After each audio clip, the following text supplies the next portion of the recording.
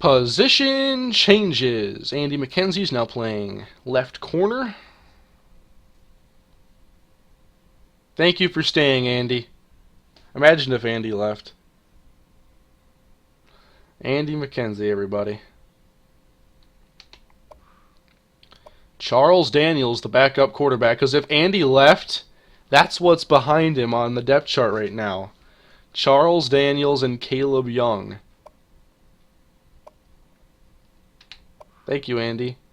All our running backs. Matt Pierre and 4 freshmen. TJ Jackson, Chauncey Thornton.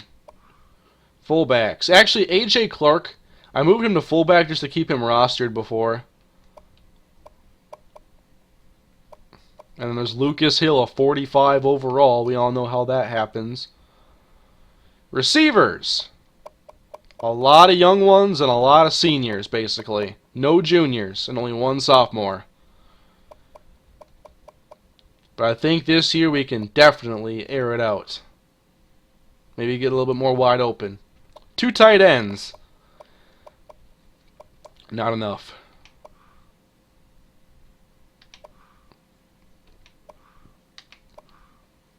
Alright, the guards are fine the way they are.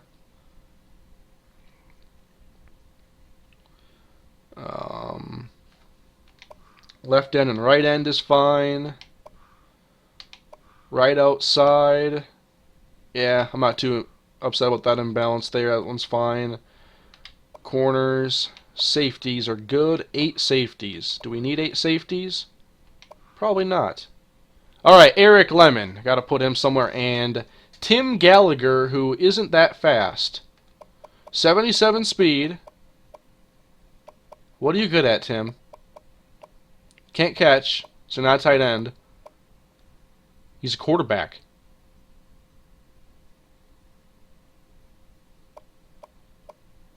He's a quarterback, guys. Alrighty, so we would have had a little bit better of a backup quarterback, I think. Tim Gallagher. Eric Lemon. I said he's a safety. And indeed, his highest overall is safety or wide receiver. He'd be a good receiver, yeah. I think he's just a better safety is all. Better free safety. I'm putting him at free safety because that's what he really is. Already our 3rd best safety on overall standards.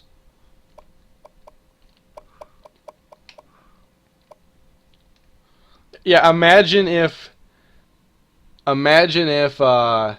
Andy had left, and then our new quarterback is a random walk-on JUCO. A JUCO walk-on. Tim Gallagher from Kansas.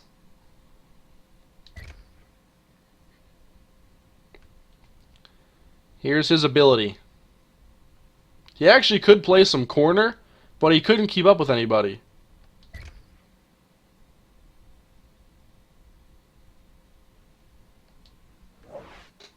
Like, this guy would be really good at, like, family Thanksgiving football games.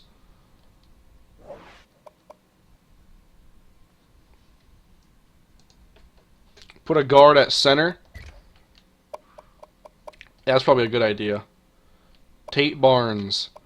I probably planned on playing a guard there anyway. I just want to make sure it's the right one. And I think it's going to be Daniel Jones. I just want to see his run and pass block.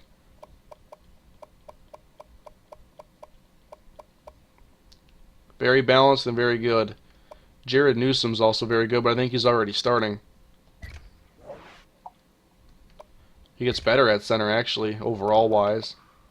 Never been a big concern for me, but I think we're going to have a good O-line this year, because we had just had an All-American left tackle.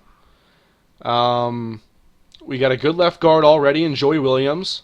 I think Daniel Jones will play well at center. Right guard wouldn't be too bad, and Caleb Cruz will get into the 80s for overall. So I think O-line will be strong. Why do you have 9 safeties? I'm not going to answer that. Because they're too good to not cut. Like, I can't cut them. They're good. Maybe John Adkins is the guy out, or Kenny Woods. I mean, one might get cut if there needs to be one cut. You never have too many safeties. This is a safe team. Make sure this is all good here.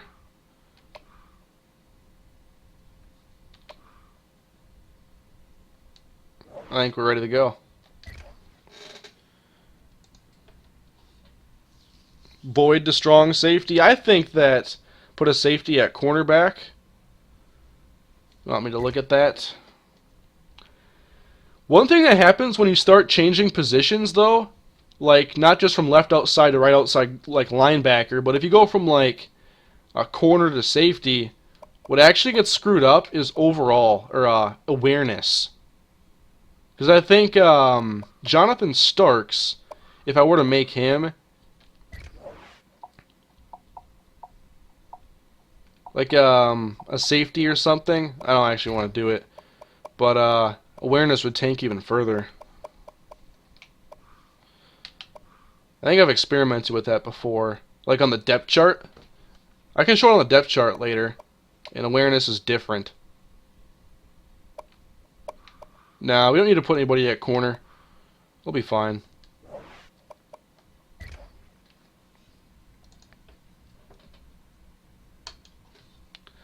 Kane, what happened to you creating a Wildcat for Minnesota? The Wildcat playbook isn't diverse enough for me. A lot of the packages just have like a few plays, and I don't really like it. And the plays that are there, they're very hit or miss. I wanted more passes out of the Wildcat. And the runs, it's just, I wish there were more like trick plays out of it, I guess. A little bit more misdirection, not just a jet sweep or a fake jet sweep. I wish there was a little bit more to them. There's only ever a few plays that you can get with one package. So we're ready to move on to training results. The happiest part of offseason. This is always the happiest part because everybody gets better. Except for Andy because he's already great.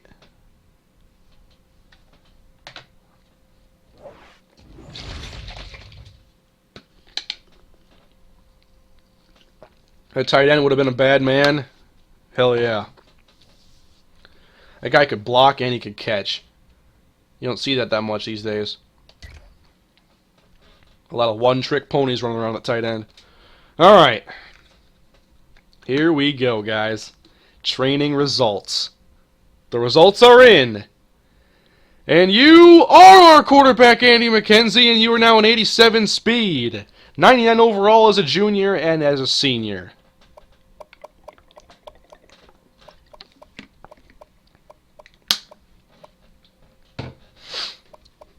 Look at that. Stronger arm, more accurate. Andy's busting his ass during the off-season. He's getting ready to go. Don't get hurt, Andy.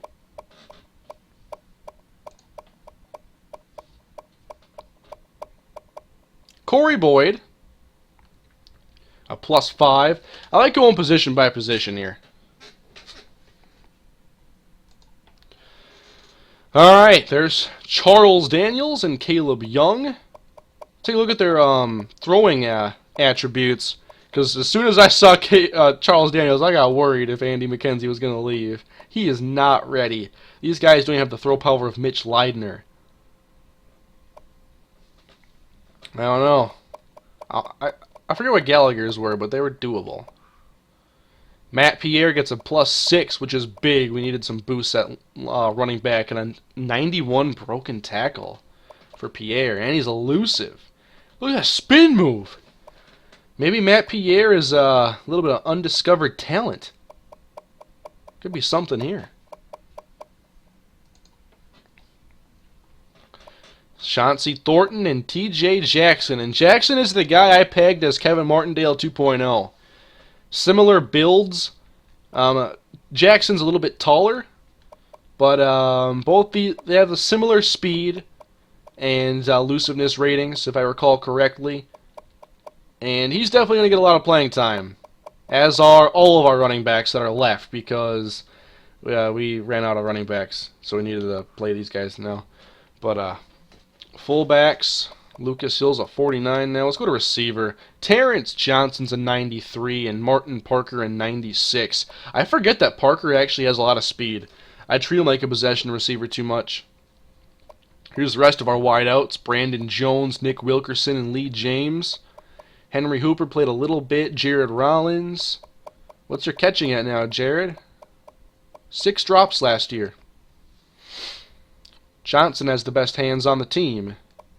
And a 99 spectacular catch. That guy's a beast. Terrence Johnson became one of my favorite players last year. Tight end, all about Vincent Smith now. Marcus Williams backs him up. Again, we're very thin at tight end, and last year we dealt with an injury that made us play a linebacker at tight end for like 5 games.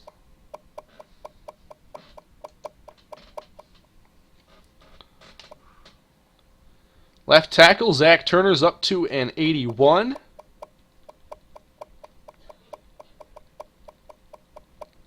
With a pass block rating of 83 and run block of 84. Left guard, Joey Williams, the senior, 303-pounder from North Dakota. Very, very good player. Daniel Jones will play center. And we already saw his ratings a little bit ago. It was just a little bit higher on him now. Johnny Bradford, Chris Leonard. Finally, I've constructed an acceptable offensive line. Too many years I neglected it, and I didn't acquire the depth needed down the road, and that's why our quarterbacks got sacked so much from like years 3 to 6. Let me fix this. Sorry, guys. 1,000 people in here still. Thank you guys once again for all coming to the stream. Greg Kelly had 9 sacks as a freshman. He's just so good.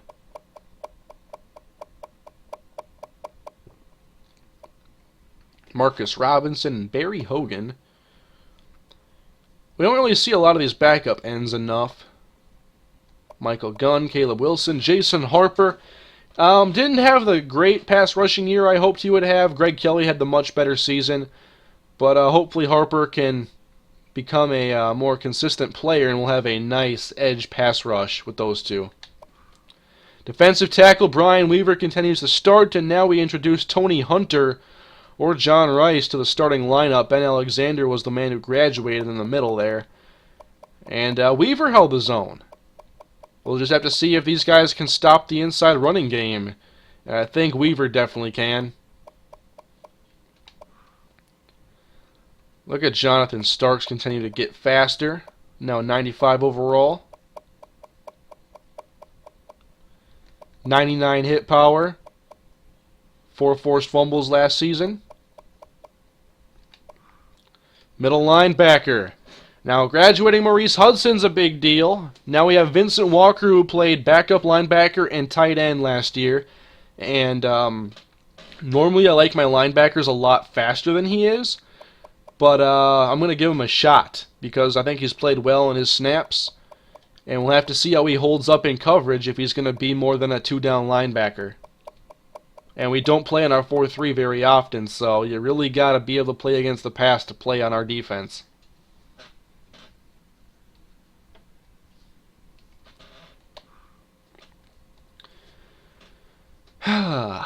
We start 2 of our guys listed as left outside backers. I should have just switched that up to put Carter on the right side just to make some more sense, but I forgot. Josh Mackey backs him up. There's Kyle Wright, who has a lot of speed. He's a coverage linebacker.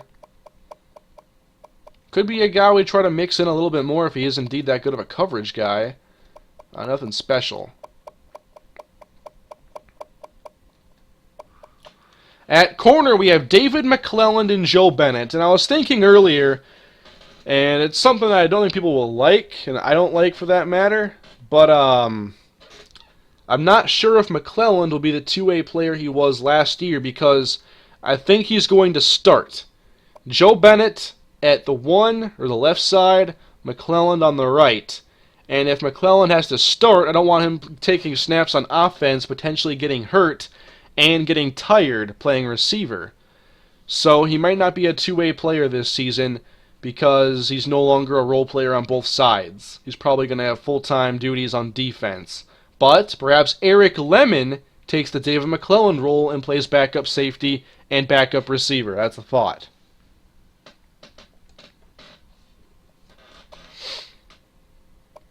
Here are the remaining corners: Joe Preston, Ronnie Osborne, and Jason Johnson. Safeties: Corey Boyd. I think he'll be a high draft pick. He has been very, very good.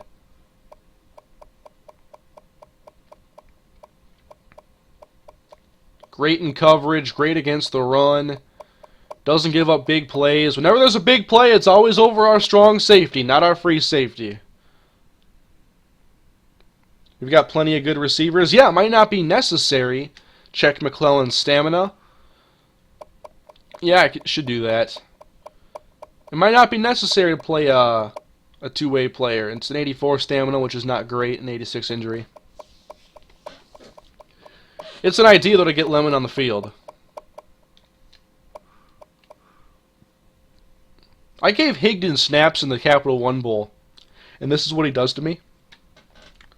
In the second quarter, there was a time where Alonzo Holland was like 11 carries, 50 yards, and I'm like, this guy needs to be rested up for the second half. We were still a good way to go. Still a lot of time left in the second quarter. And so I put in Higdon to keep the power on the field. He ran all right. Then I started thinking about a bigger role for him in season 7 or 8. And, things change. Strong safeties: Calvin, Hall, or Lemon. Eric Lemon could start. But Hall's played very well. I'm assuming Hall will start at least right away, and we'll see how he holds up.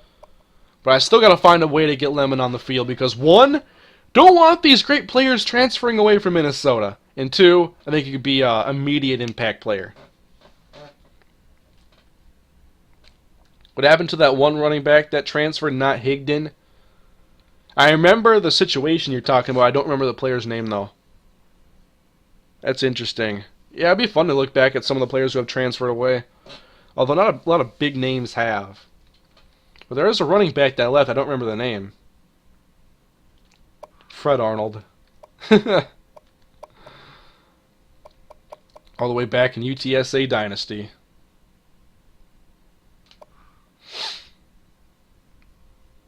Punter.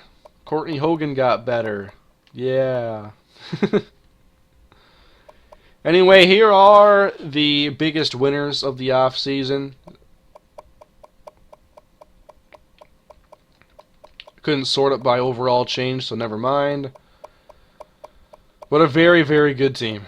I remember when we first started this series and there were only a handful of players in the 80s, and now look at this team. Very good.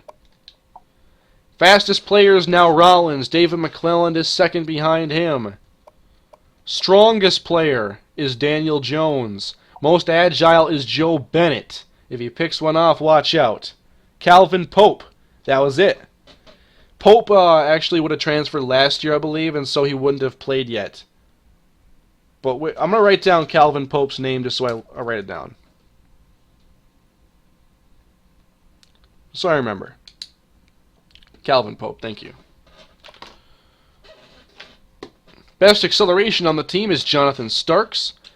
Best awareness is Andy McKenzie. Best break tackle is Matt Pierre, and then Chauncey Thornton. Trucking, Andy McKenzie. I don't think I've ever trucked anybody with Andy McKenzie. Most elusive is Matt Pierre. Ball carrier vision, Martin Parker. Go figure. Stiff arm is TJ Jackson. Spin move is Matt Pierre. This guy... How good is Matt Pierre? He's the best juker? Who is most likely to fumble out of like a position player that would actually touch the ball?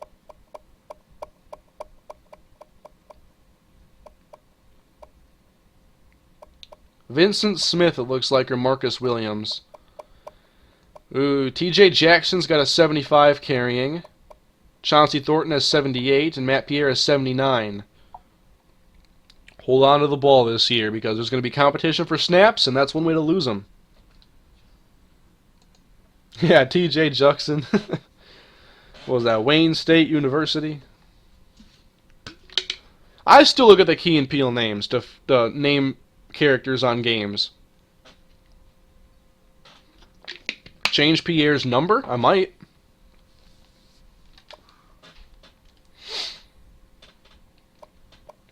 Oops, I was still looking at who the best players were at each position, or each attribute. Did I look at the best hands yet? I don't think so. Nah, I stopped at carrying. Terrence Johnson. Anybody with a surprisingly good set of hands? Joe Preston? No. Spectacular catch. It's all about Terrence Johnson. Catching traffic. Nick Wilkerson. Alright, Nick. Route runners. We got some nasty route runners on this team. Oh my. Jumping. Henry Hooper, Martin Parker. Throw power. Of course, Andy. Accuracy. Andrew. Tackling is Corey Boyd. Go figure. He was awesome last year. And now all I see in my feed is Torque Lewis, Donkey Teeth, Fudge, Dan Smith.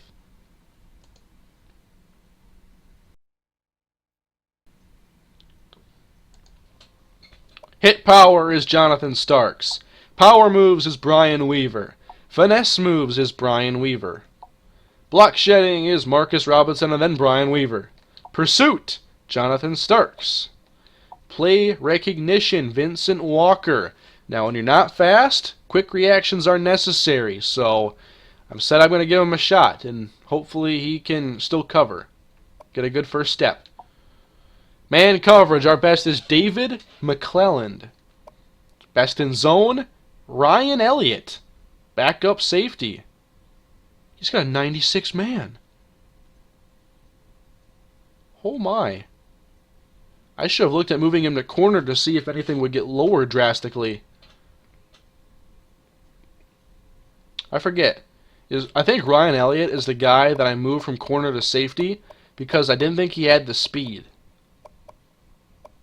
84 speed, yeah. But he can apparently cover. Wow. Didn't expect that. That's impressive. Press. David McClelland and Joe Bennett. You can see a lot more press coverage this season.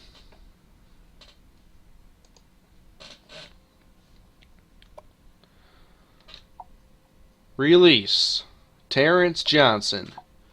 Pass blocking, Chris Leonard. Run blocker, Joey Williams. Impact blocker, Daniel Jones. Kick power, Shane Wood. Kick accuracy is Shane Wood. Best returner, TJ Jackson. Most stamina, Martin Parker. Least likely to be injured is Andy McKenzie. Most likely is Lucas Hill.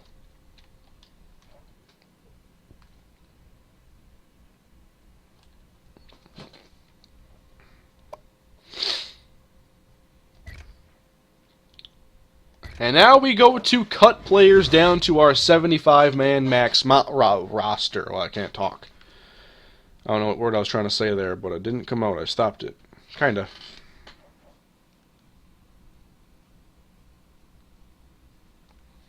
Alright, how many cuts do we have to make this season? Hopefully only a few. I hate cutting players. 99 injury and broken collarbone. It was actually a tailbone, but yeah, go figure, right? Have to cut 6. Tim Gallagher. I want to see the arm again. 89 throw power, 83 accuracy. That's good. Tim Gallagher. He's a sophomore currently.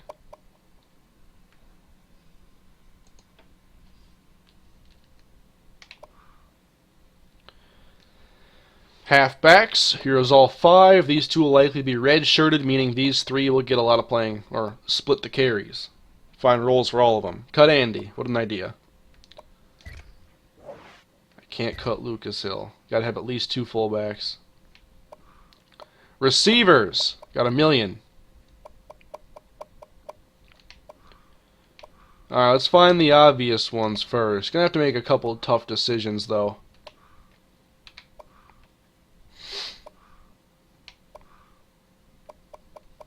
Alright, Chris Sanders, defensive tackle. Gonna let him go. Sean Adkins. Let's see, he's slow. He's a 50 speed and he's 256. I'm sorry, but you're going to need to find a D2 school. Or D3. Something. Ain't going to work out here, I'm sorry. Oh my god. Never mind. Huh. Linebackers. Alright, Brandon Williams. I'm sorry, Brandon. You're not a coverage linebacker if you have 66 speed.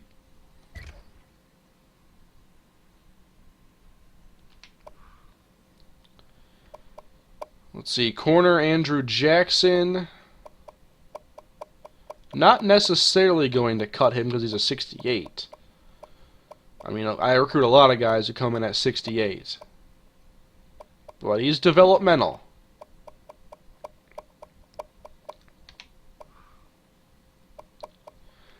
Lemon! Look at that. So buried on the depth chart. I gotta play this guy, though. Otherwise, he's gone. He'll leave. Look at all these good safeties. Only need one punter. Courtney Hogan. Thank you for your time.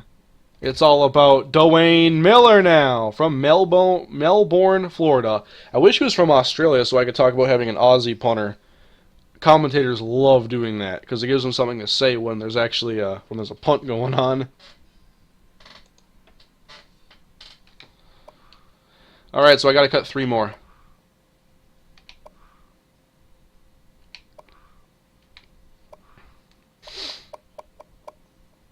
Do all these receivers fit in?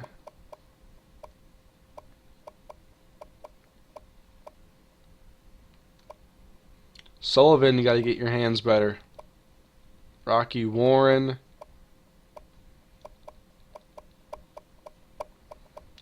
That's a lot of receivers right there.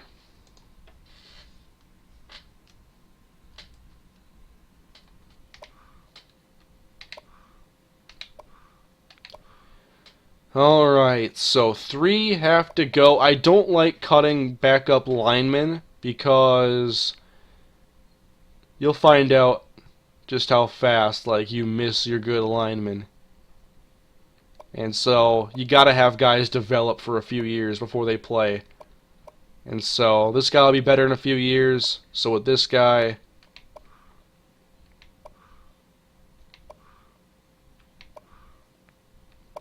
come on, man.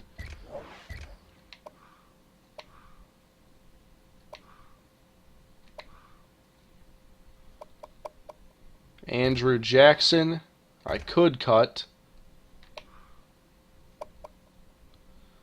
A lot of safeties, and they're so good you can hardly justify trying to cut them. But alright, John Atkins and Kenny Woods are 2 lowest safeties.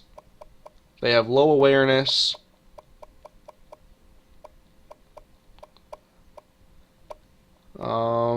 This guy's got really poor pursuit and coverage ratings. We're going to cut John Atkins. You will lose your pipeline in Arizona. We'll get it back. Kenny Woods, I think we'll be okay without him. We have a lot of safeties. So Kenny Woods also gone.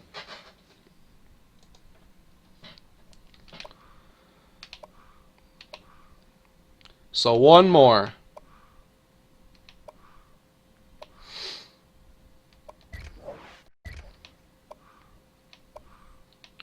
Where is 1 more player that we can cut?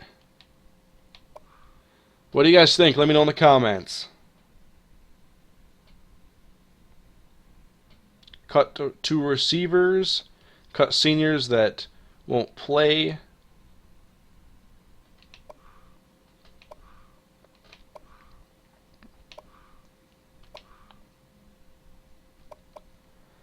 Daryl Smith has never played.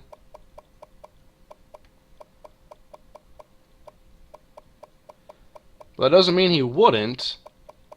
What's the pursuit rating? I think Aaron Harrison's better than him. So maybe Daryl Smith.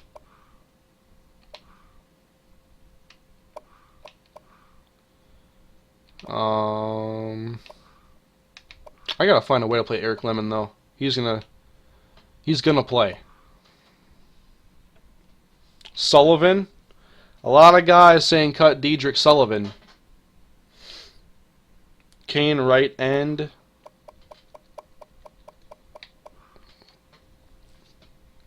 I don't want to cut any of these guys.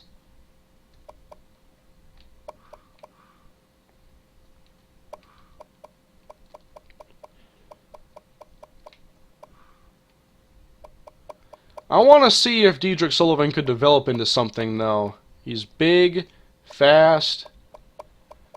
The hands are a problem, though.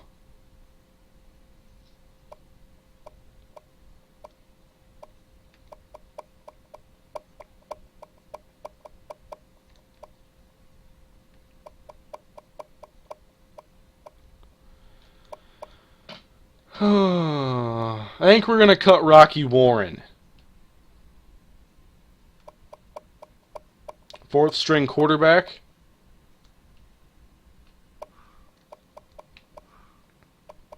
Move Sullivan to the basketball team. I don't hate that idea. Cut Young, he has the worst arm. We don't really need 4 quarterbacks.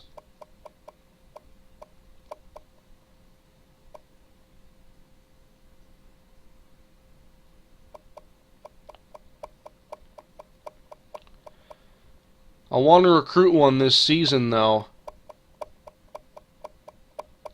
Let's see, what's Young's speed?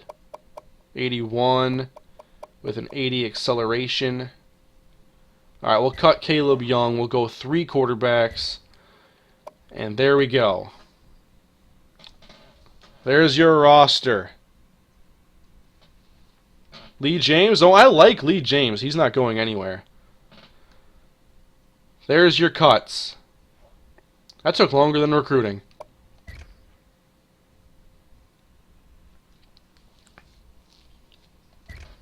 But I lost the Arizona and Ohio pipelines. Writing that down. Now, one thing I always do in the off-season is I like to go into practice mode and just screw around with the players and get a chance to see what these guys can do. But last year, like, I still play practice mode sometimes, even like during the season. Especially if I'm experimenting with adding plays to the playbook, which I do every year. And last year, the game would always freeze when I would go into practice mode. So, I'm not sure if practice will be a part of the off-season this time around. But I hope so, because I really enjoy it. We always have a lot of fun. Just like throwing deep balls and testing out our corners and seeing if anybody can make a big play. I use practice to figure who's going to play in certain spots.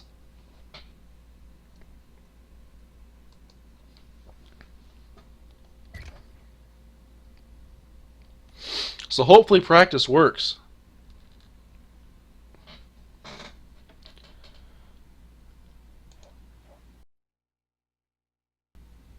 Had to refresh the webcam just because it's probably going to screw up. I haven't changed conferences in a couple years, although we get requested to every off-season. Maybe this is the year we add Notre Dame to the Big Ten. Big Ten, where we can't count. Welcome.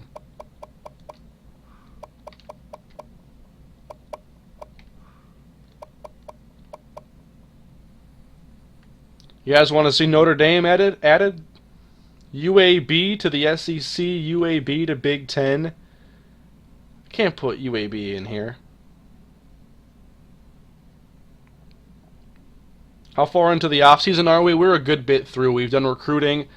We've seen all the rating increases. We've basically, all we have left to do is schedule, depth chart, and red shirts, off-season recruiting, or the the preseason recruiting, I should say. Yes, Notre Dame. Finally, guys, Notre Dame, welcome to the Big Ten. You're playing in the East. And we're going to be over here in the West. Geographically, I believe that even makes sense, so you're welcome.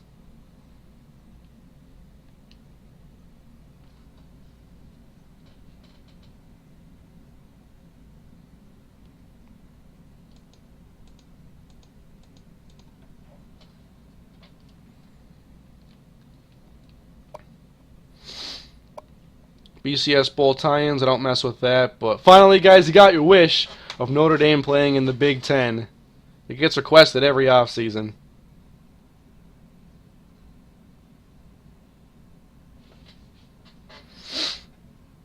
Make the conferences like in real life. Yeah, there's been some changes, but a lot of them, I don't know. I don't know most of the changes, and it's not like they would really affect us a ton, being in the Big Ten and only playing like 3 non-conference games.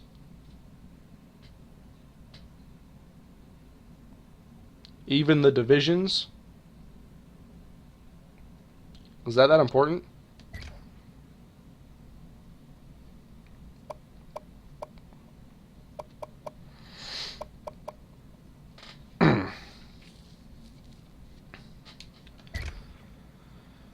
Alright, maybe we won't play Notre Dame in here then.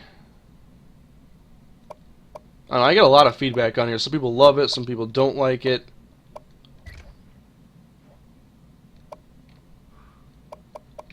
I'm not really sure what changes I'm missing either. Like, normally I hear about changes if they happen. I guess I can easily miss some of them. I'm not sure how much change there's been in the bigger conferences, like the Power 5.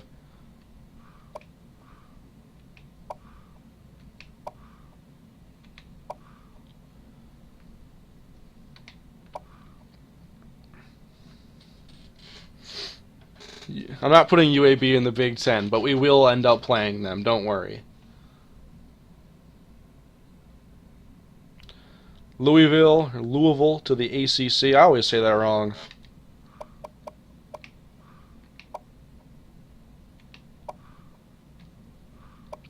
Where are they hiding right now? In the American?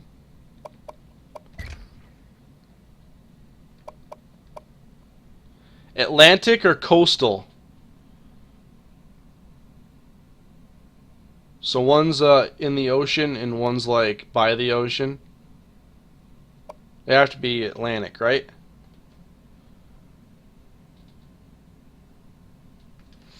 Minnesota and SEC. No, we're not doing that.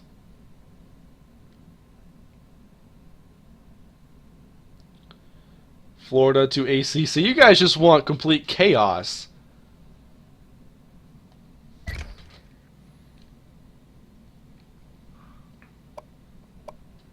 Put Bama as an independent. Old Dominion to CUSA. Where are they hiding?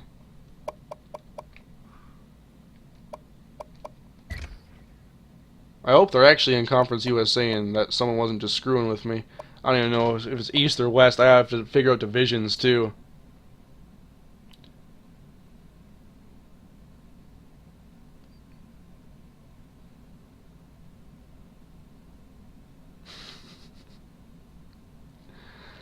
I'm just going to throw them in here in the East. See, there's always a big fight about conferences and how we should change them up or if we shouldn't touch them.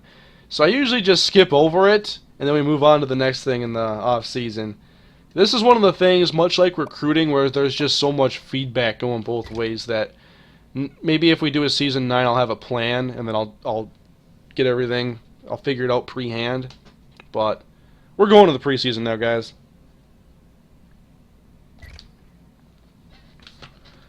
We are moving on.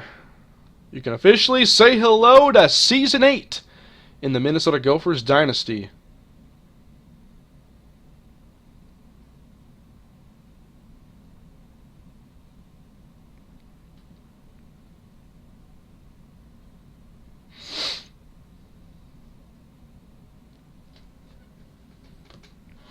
Kane, do you plan on watching the college playoffs? Definitely. I like to watch more of the high-profile games in college football, but like the last month or so, I've watched a ton. Like my Saturday, I've watched as much football as I normally would on a Sunday, actually. From like 11 o'clock to whatever the late game on ESPN is. I've been having the games on, not paying attention like I would to the NFL, but I've had a lot of fun watching some of the games. We got the first wave of bowl games starting Saturday, so I'm hoping I can watch a couple of those if there's some intriguing matchups. Red shirt! Kane, what did you think of Minnesota's season in real life? Really impressed by their defense. Their defense is the real deal. They got a good secondary. They tackle well. They're good against the run. I like their defense a lot. I think all around they don't have a lot of standouts, but they play well as a unit. And on offense, they still have a lot of work to do. Obviously, having David Cobb in that good running game is a big help, but they're not going to go anywhere past where they are right now without a passing game. They have to throw the football if they're going to have more than 9 wins ever. They're not that good of a running team to win more than 9. I guess you could say they could win 10 if they beat Mizzou, which I'm not sure if they'll be able to. Hopefully. I mean, they haven't won a bowl game since 2004, so we'll see if they get the monkey off their back this year. Let's redshirt some dudes. Alright, Gallagher's going to get redshirted.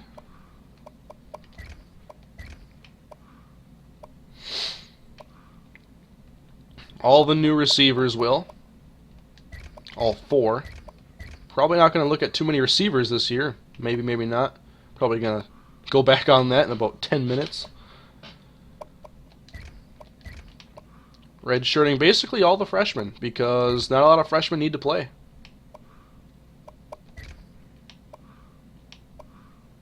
Get that extra year of eligibility.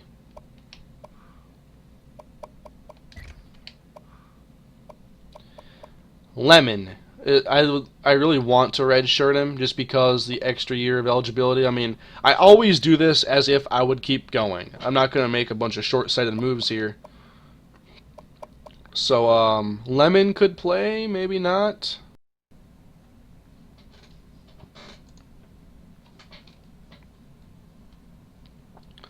What do you think of the Vikings season? Maybe, I don't know if I'm going to have another loading screen, but that would be a good time to talk about it. I don't know, I might talk about the Vikings season once the year is over and give my thoughts in like a 15-20 minute video. But I'd summarize it by saying that I thought they'd be like a 7-9 team prior to this year, and I haven't been surprised by a whole lot.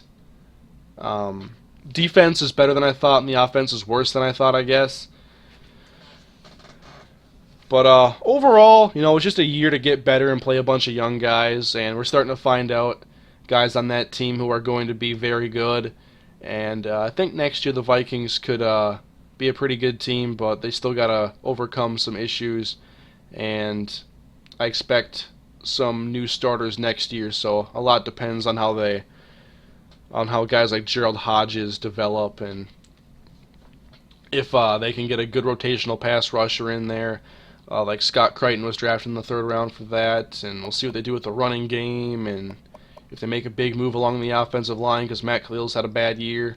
But 7-9 is what I expected, and they've been fun to watch, so I've enjoyed it. Tim Bailey. Was that really a summary? Does that count? What about Patterson? Yeah.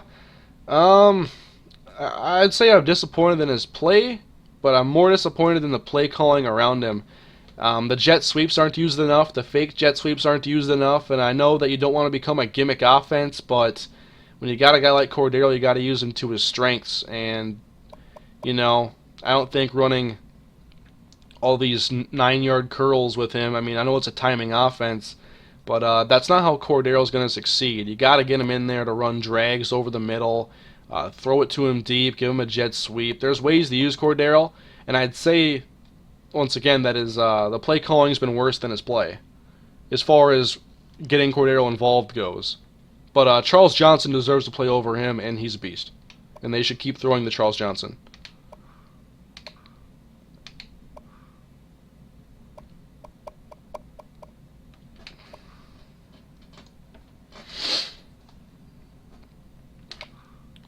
So if you just tuned in not long ago, you missed a big splash earlier in the offseason. We were all worried about whether, or I was, maybe I'm speaking for myself here, but Andy McKenzie is a junior, or was a junior, and he did decide to stay at Minnesota for his senior year. So no juniors went to the NFL draft. They're all here.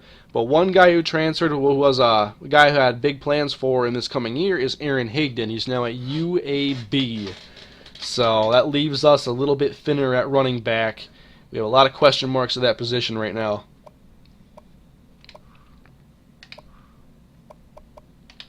Am I missing anybody here?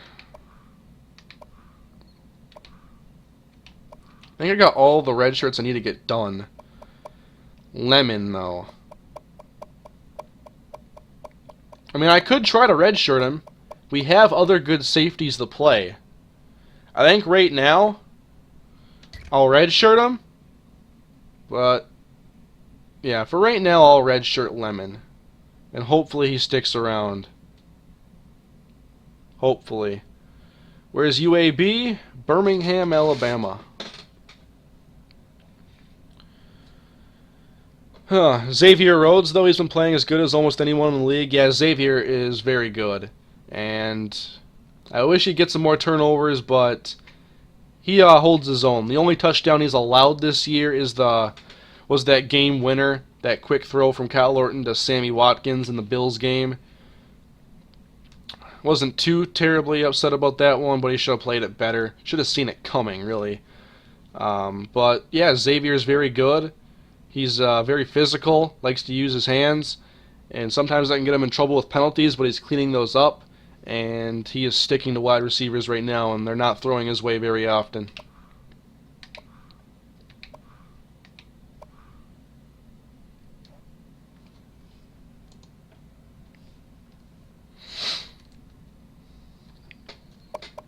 Custom schedules.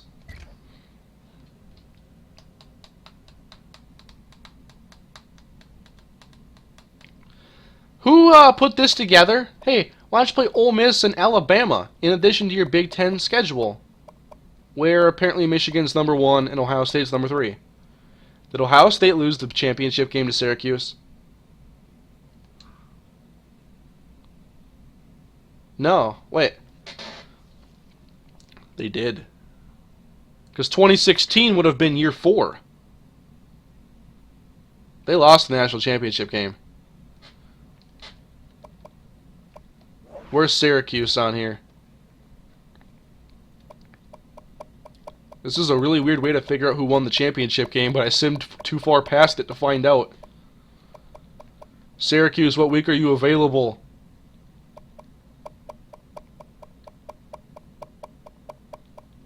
Syracuse, come on! Week 1's always open for everybody. Most teams. Right, they're number 12. They won, though. Looks like Syracuse won the championship, and they had to have graduated a lot of players to fall to 12. We're 5.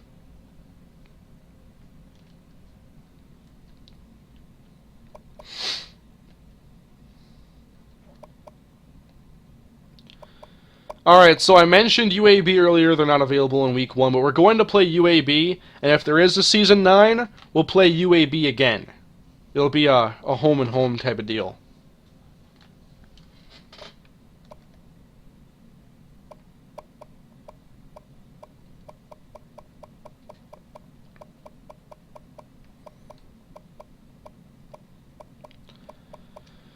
So let's find a good Week 1 game. Now, there's a lot of things I got to figure out at running back especially, and so I'm not looking to have our hardest non-conference game be our first. Definitely looking for a tune-up game here to start figuring some things out. Never played Eastern Michigan. What are they?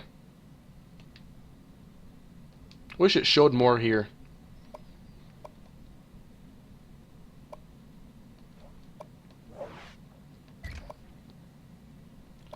Are they hiding a non-conference game down here or something? Where are 3? Wyoming. Yeah, they hide one here in week 8.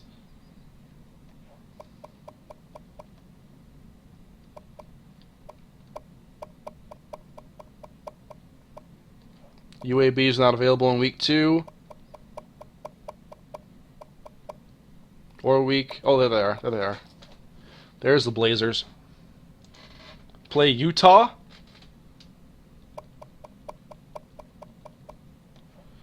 So Eastern Michigan, Utah, and UAB for non-conference. And then we open up Big Ten against Ohio State. How about that? We got #1 Michigan there in the middle. Our last games are always this Illinois, Wisconsin, Nebraska, Purdue slate.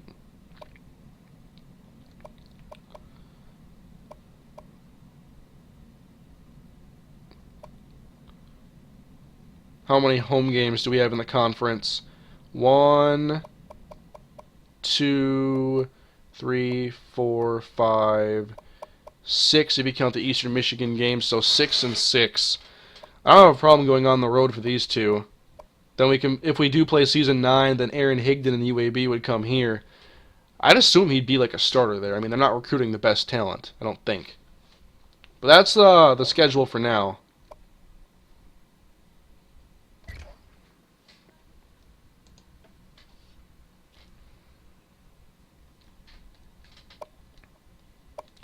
I want to see the UAB roster quick, if you don't mind. Also, I want to look for Calvin Pope and see where he's at. So let's take a trip down running back lane here. Where is Pope? Do any of you guys remember?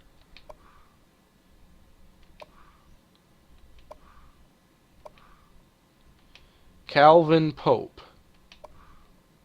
I mean, I wasn't heartbroken about him transferring away last year. I just don't remember.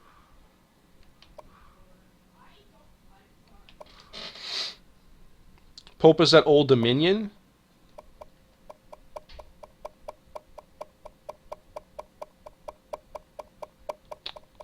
Were you guessing? Or do you know? You were guessing!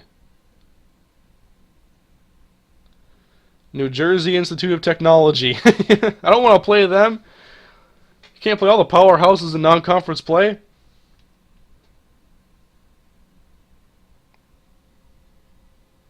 I don't think Pope would have graduated.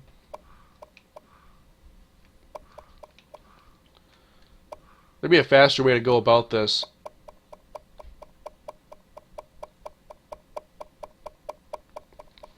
I just want to see. We sort it by name, start from the bottom, and there shouldn't be too much between the bottom and the letter P. Besides about 99 Williams. I don't want to do like too many at once because I'm worried about it freezing. That's happened to me before. Luckily everything auto-saves. It's just annoying when stuff freezes.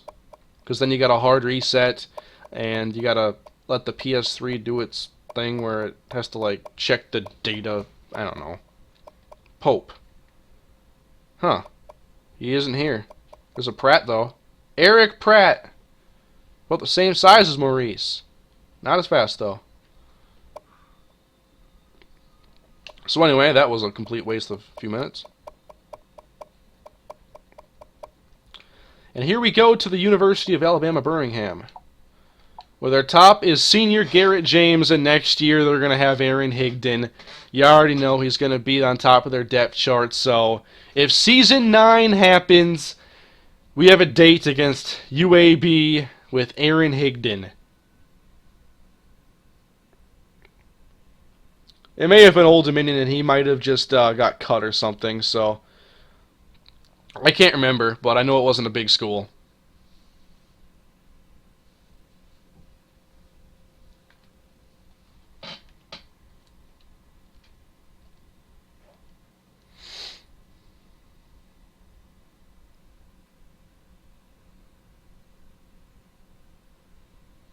What overall was Pratt? I swear he was in the 90s, which I'm still so surprised he never got drafted. The touchdowns alone, man. Unless they only care about rushing touchdowns. I know that's not how college football works.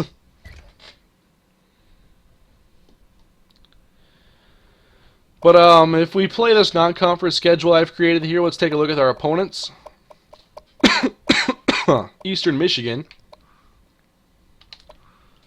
Quarterback Dan Perry, Matt Hadley, Kyle Thomas, Ricardo Tyler, Robert Taylor.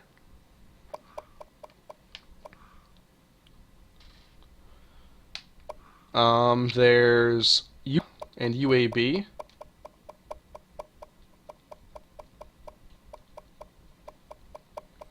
Probably take a look at a couple of the teams from the Big Ten as well. UABs look like this. Quarterback is Eric Carrington. Pierre Hawthorne. Of course, you already know about Aaron Higdon and his situation here. And then there's Utah.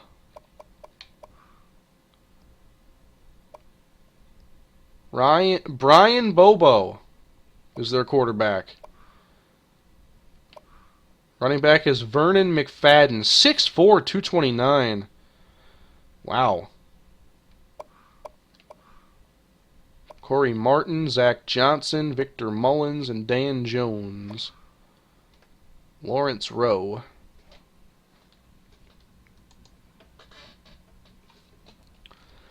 Let's check out like Ohio State and Wisconsin and some of the big teams that we have to worry about in our race to become Big Ten champions. Whoops.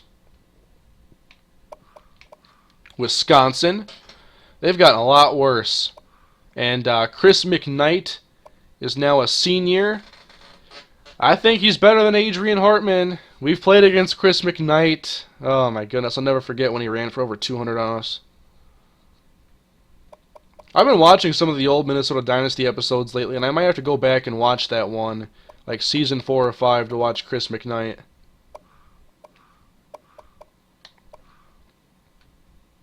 I tried recruiting him too, and I kind of just passed it off like it was no big deal when he went to Wisconsin.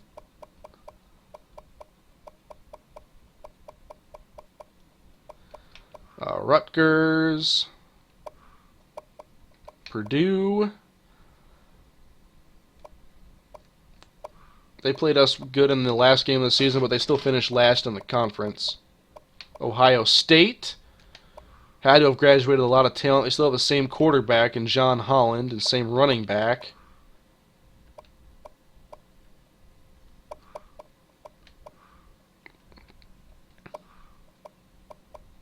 Northwestern.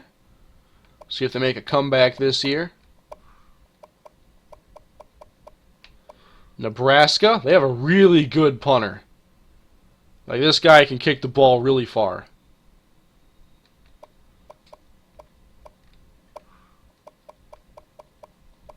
Michigan. Oh, forgot about Michigan State. Michigan's got a good quarterback, Jonathan Babcock. Good pass rusher here, it looks like. Got two good quarterbacks. State.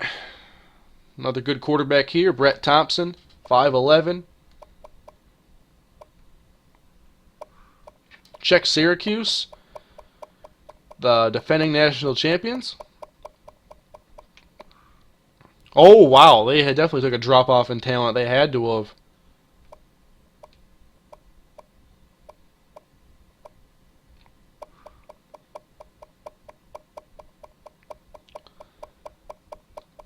All right, go back up the list here. We have Maryland. Oops. I want to see LSU's roster. They just got 5 5-stars. Jonathan Bell.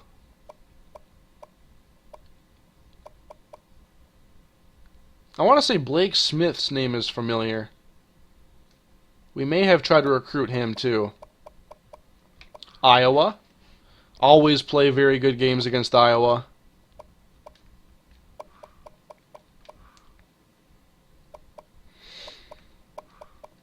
Tyrone Campbell never amounted to much here.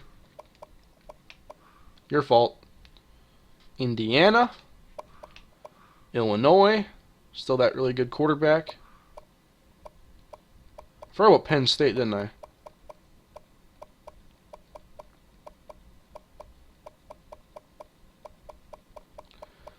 Alright, let me check out Penn State quick.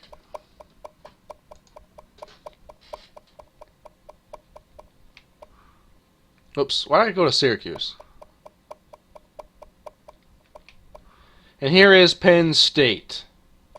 They were 6-6, I think, last year.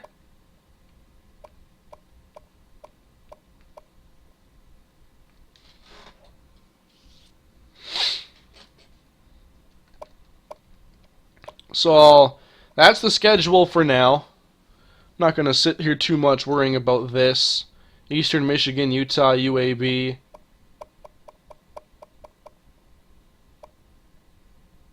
Other options besides Utah.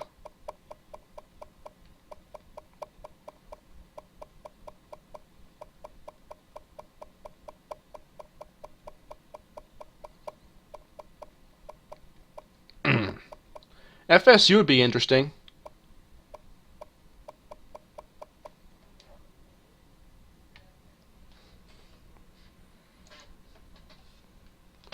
Yeah, a lot of these teams have like 2 really good quarterbacks. That's what I've noticed.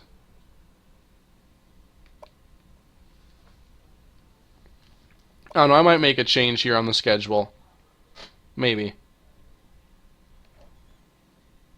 I like to play some tough non-conference games.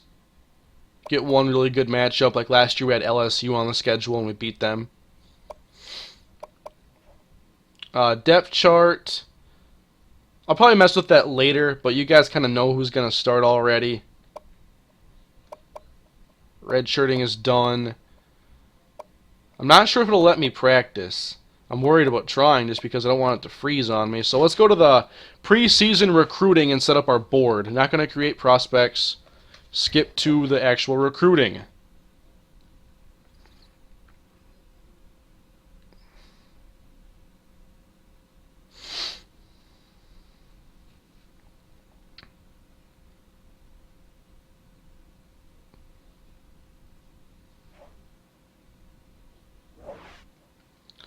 So obviously I haven't really promised a season beyond Season 8.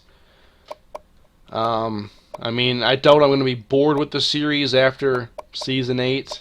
I mean, I really enjoy it still, even now that we're a really good team. Edit roster, yes, that's one thing we can do. Show us the awareness thing, yeah, I could do that. So, anyway, let's go to the Spark 100 and start doing a little bit of recruiting here. Anybody interested in us? Highly interested. Oh, yeah. Alright, Malcolm Robinson, outside linebacker. Number 1 on the board. Andy Johnson, free safety. We have a lot of safeties, though. John Young, pocket passer. We'll take a look. Calvin Davenport, defensive tackle. Chris Seymour, wideout. And Kevin Cook. Brian Lawrence. Marco Neely. Tom Humphrey. See, I can't just put all these guys on the board just because they're interested. But I always like looking at athletes here, because a lot of them are really good at multiple spots. Ricky Sampson, John Oliver, Clint Porter,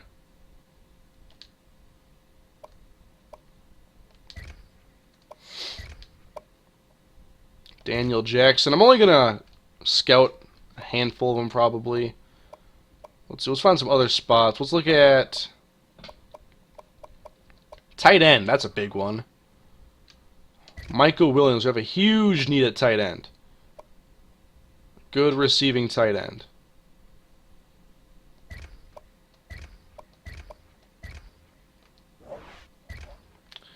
Should we go and see who's from Canada? A MrHurriicane recruiting tradition. Ever since Andrew Ross back in UTSA, the 6'7" linebacker who was such an animal. Well, there's Marco Neely and Anthony Lewis. Am I looking at all prospects, though? Yeah. Let me just see, okay, Wisconsin would have like 15. How many does, like, Texas have? 336! Wow. Didn't think it'd be that imbalanced.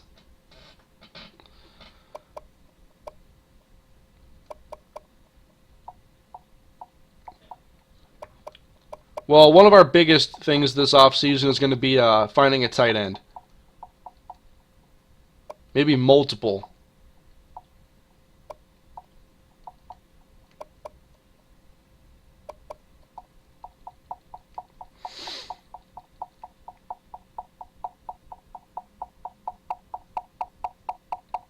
Should probably fix the sink, too.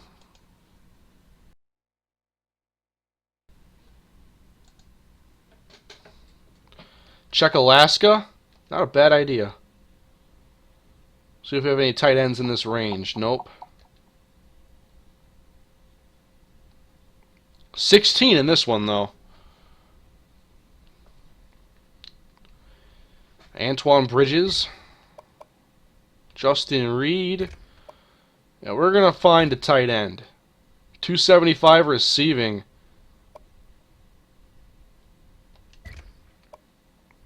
Alright, that's enough for now. Should probably actually scout some of these guys. Oh, I want to look at Alaska first.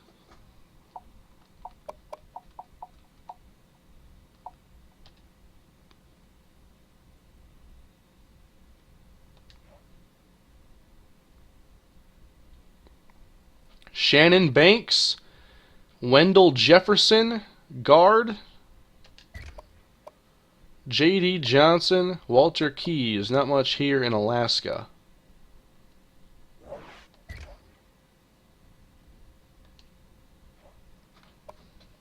Find the next Higdon, the next guy who's going to leave our school. Sounds tempting. Alright. First, tight ends. Only 9 of them on the board here. I gotta find a good tight end. Micah Williams, what do you got? Alright, not bad here. I mean, balanced. Would definitely be interested here. Cole Espinoza. Another balanced guy. Looking for some more speed. Tony Ruffin. 81. Don't want to spend all my points here on tight ends, though.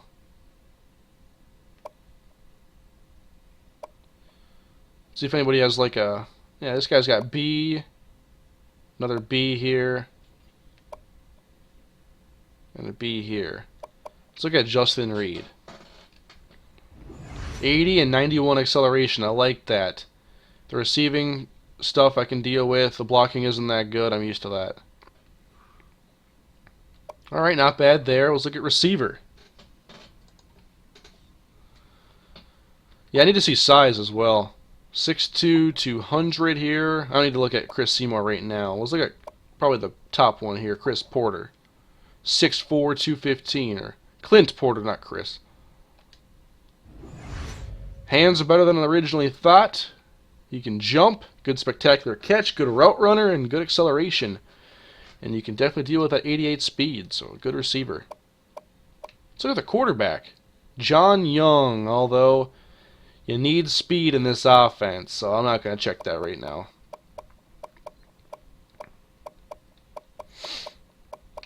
Check out the athletes. Marco Neely. What do we have here? Can't cover, so not defense. He is either a running back or a receiver. Measurable 6'1", 215. Running back or receiver. I'm not... Or a quarterback. Wow. Did not see the throwing until now. Marco Neely from Victoria, Canada. I'm sure there'll be a lot of teams looking for this guy. Tom Humphrey also could throw. Tom Humphrey, 6 foot 176.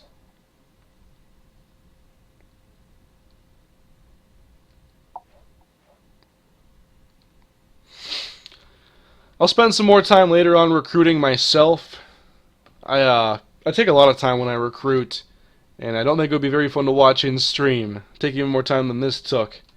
So I'll be doing some more recruiting on my own before I advance to the regular season.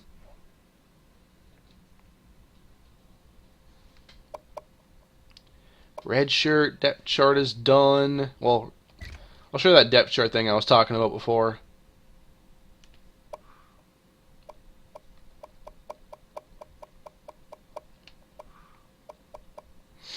Like, I thought about Jonathan Starks as a safety. His awareness drops to a 15 here. But let's look at Ryan Elliott as a corner. Oh, I already have. 76 awareness. I think I had moved him from corner to safety. Actually, a better safety than corner, but he's buried on the depth chart. So Elliott's going to play some corner, definitely. Those ratings were just too good. We can play him inside. I think it'll work. Practice. I'm looking... Yes, I want to practice. I look forward to that a lot. Please work. Please let us practice.